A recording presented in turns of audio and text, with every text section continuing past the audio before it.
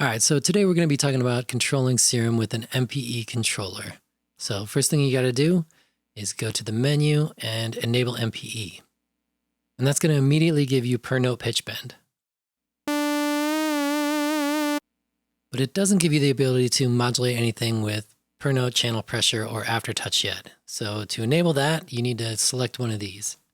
So Y is aftertouch, that's going to show up on macro 1, and the channel pressure is going to show up on macro 2. So let's take macro 2 and assign it to something. Here, let's get a sine wave going.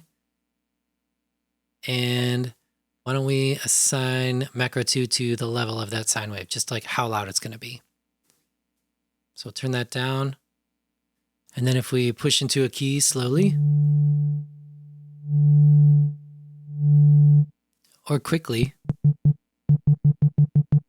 you can literally control the envelope with your fingers. All right, let's do something with the aftertouch. Why don't we get some FM going or something? From oscillator B, we'll just make another sine wave, turn it all the way down, put it up an octave and a half, and we'll just assign that to the FM of the first oscillator. Turn it up a bit. Now let's take the aftertouch macro 1, and assign it to the FM knob. We'll turn it down a bit so it won't get super loud, and then when we push into the aftertouch, we get a little growl. So the cool thing about MPE is this is on a per note basis. So if we play 2 notes and I only push in on the low note,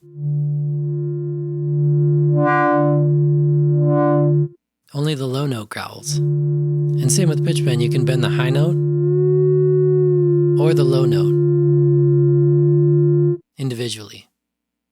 And the cool thing about MPE is it doesn't take that much synth programming to make something sound interesting. A lot of what makes it sound interesting comes from your fingers. We literally only assign 2 parameters, but if we just throw some reverb on this sound,